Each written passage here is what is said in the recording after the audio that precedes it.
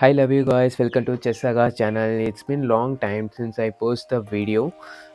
So today I come up with this very fantastic game. It is mind blowing game, and you are going to enjoy this game. Uh, Before move to this game, I need to tell something that is this round is taken from FIDE-Chess.com Grand Chess Tournament. It is a very strong event because in this event, lot of top players from world are playing. So in this list, today we are going to see a game between Pretki Alexandra. He's a grandmaster from Russia. His rating around 2666. And black was played by Yakubo Nadibok. He's from Uzbekistan. He's also a grandmaster. He's rating around 2621. The game is really awesome. I used to play this line lot of times, but I didn't expect this kind of variations from this players. It is very fantastic game. Let's not further waste your time and let's go and see the game. In this game, white continue with the d4 Yakuji player. Black continue with knight f6, c4, queen's gambit on the board, guys. In this position, black continue with g6, knight c3, bishop g7, e4. So grabbing the central squares. It is usually happen in this variation, this kind of variations.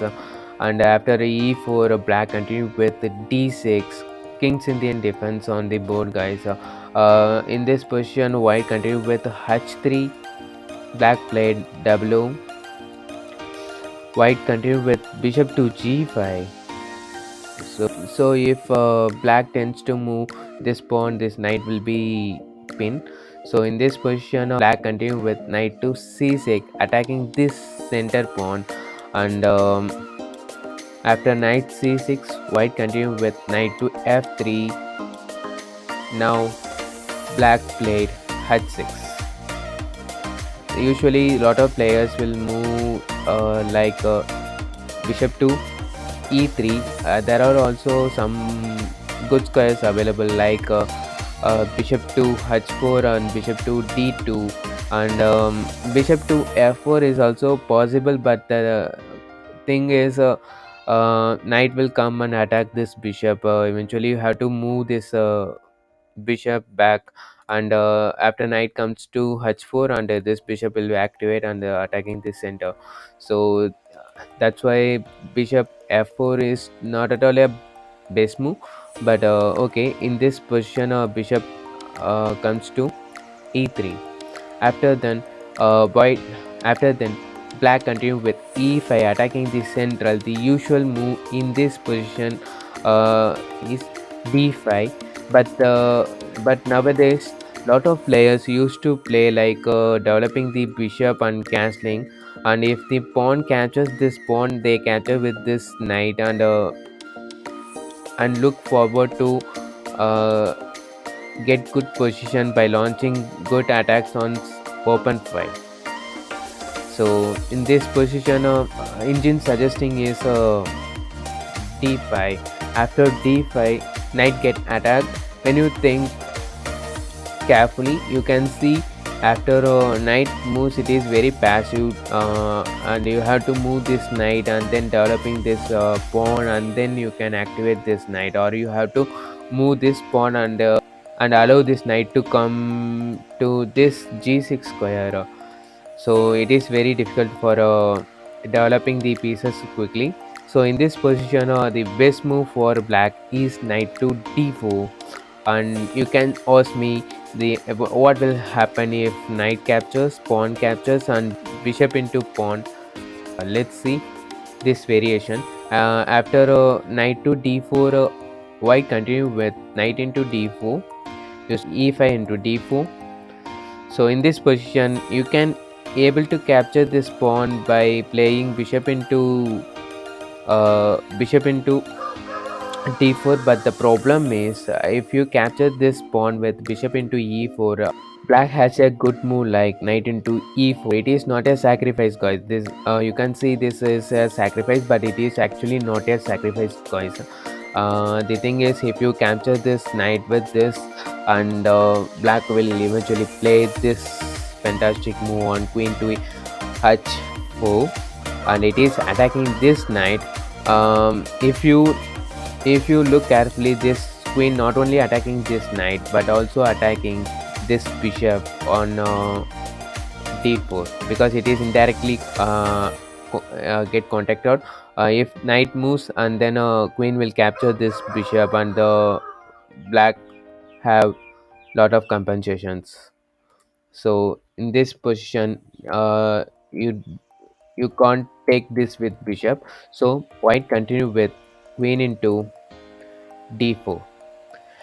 After queen comes to d4, now queen is indirectly contacted with this bishop. But let's see how black is continuing. In this position, black continue with knight to g4. Look guys, this bishop is attacking this queen, but in this position the magic happened guys.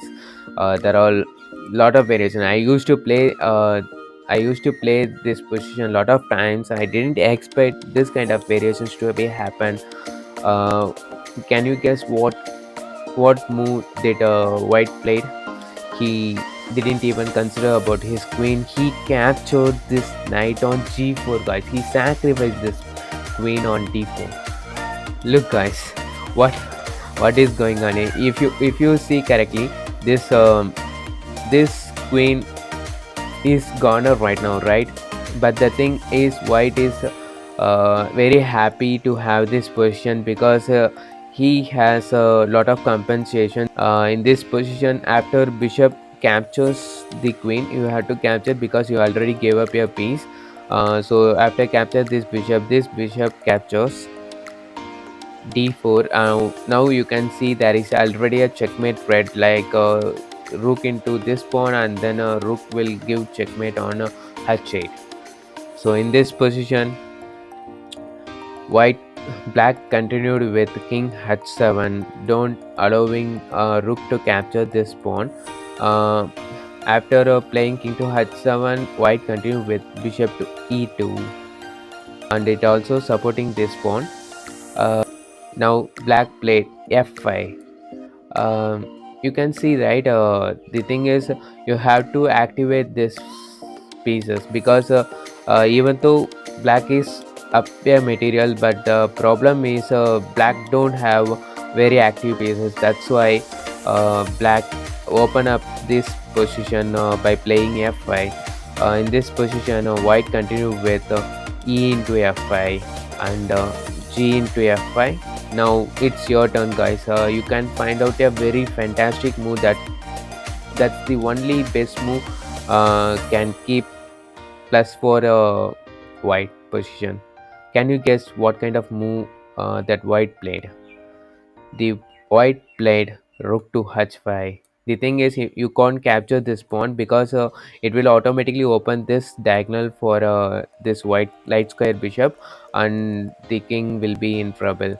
So in this position, after rook h5, black continue with king to g6. In this position, now your turn guys. You have to find a best move. I can give you a choice, like there is lot of moves can play, but they simply you have to develop your lost piece into game. How will you develop? By playing triblo, or playing king to d2, which is a nice way to develop your rook. The thing is, there is triblo is possible. It is also not at all a bad move, but the thing is, king to d2, it is more accurate play, because in this way you can develop this rook to this game by playing rook a to h1. If you look clearly, the king is in d2 square already. If you castle like a triblo, the king will be on a f1, not on d2. You have to develop your king position very soon, then only you can go for end games, right? That's why the king d2 is more accurate than the triblo. In this position, black continue with f into g4. Now this diagonal is open guys, but the problem is this rook is hanging. so you can't give check. So white has to support this rook by playing rook a2 h1. After this, black continue with bishop to f5, don't allowing this bishop to get this diagonal. uh, in this position, white continue with rook into h6, king moves to f7. In this position, the best move for white is bishop to d3. If you clearly see, this bishop is very active. It is the only minor piece that black have, and it is very active piece right now. So you have to exchange it up. So if you exchange it up, the king is in open file, and you can get this squares to launch attack to the king. So by the way, if you move this bishop, this line get open for your rook to launch attack. That's why these moves are best. But white played another best move like rook 1 to h5. Black continued with king to e7 in order to give support to this bishop.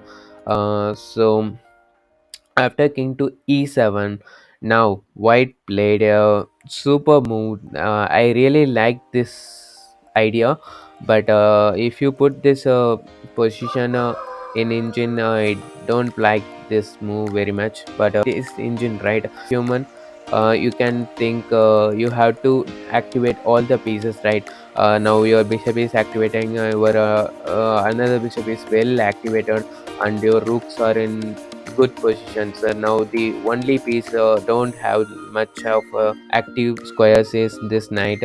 So you have to develop your knight. So in this position, white follow a super maneuver, that is knight to d1, but engine don't like this move.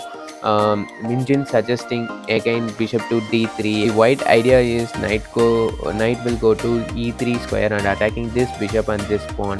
And this knight will be a very active square, active piece in e3. That's why knight d1 was played. After black played c5, attacking this bishop. You can capture this pawn by moving n%, but white played absolute best move, that is a bishop to c3. This piece is very active here, and this pawn is very much needed in order to control this 2 square. If you capture this pawn by n%, you lose this key square on e6. That's why bishop to c3 is very best move when compared to n%. And king played king to d7. Knight e3 was played, attacking this bishop. Now the bishop goes to b1, attacking this a2 pawn, also attacking this pawn on f2. But white has lot of better moves than this, that is bishop into g4 giving check. After king c7, now white solidify the position by playing f3. Look guys, these pieces are very well placed, and these rooks are really active. Look at the black position. These rooks didn't even activated, and this rook is also not activating. So it is very shared position for the black. But in this position, black can try for a5 idea in order to activating this rook. But eventually, this position is already better for white, and white will launch great attack than black. So let's see what happens in this position. Black continue with queen to e8. After queen to e8, white played rook to h1. Once again, it is a nice maneuver by Alexander. His plan is to come to this file and give attack for this queen. So let's see how he is continuing. After this rook h1, black played bishop to h6. These are exactly engine suggested moves, but already white has lot of plus. In this position, rook e1 was played, bishop to rook to g8, supporting this bishop. In this position, white continue with bishop to e6, attacking this rook. Black continue with the queen to f8, attacking his another rook on h6. It is basically the counter attack. Rook h2 e1 was played again. So Now again this rook comes to the same open file. Let's see how he is going to continue. In this position, rook e8 was played. After this, after this, rook 1 h4 was played. In order to controlling this key square on c4, rook into e6 was played. Final, Finally, this sacrifice is made for activating at least get some counter play. So in this position, rook into e6 and d into e6. Now this square is a very good outpost for this knight. Let's see how white continue. After d into e6, queen e8 was played. A knight q check on d5. After king c6, knight played a fork. See guys, in this position, black continue with queen to e7. The idea is to give for last try, giving perpetual check if it is possible. But the thing is, it is not possible because white played a very fantastic move, that is rook to g4. After controlling this square, black resigned the game. White got win with by sacrificing the queen. I think this is almost done. If black need to continue this game, he can capture this pawn. After this, knight can capture this rook, and queen captures. After the rook into g6, it is completely hopeless to play this game. I think this game is very enjoyable. There are there are a lot of queen sacrifices we have seen in the history. This is one best game for this year, I think so. This is a lot of stuff to play, like sacrificing the queen on 11th move and continuing this game up to 33 move. It is really need lot of guts to play and very fantastic sacrificing. You can use this kind of variations in your games also. I think you all enjoy this game very much. Let's see you on another fantastic game. Thank you guys, thank you all, bye.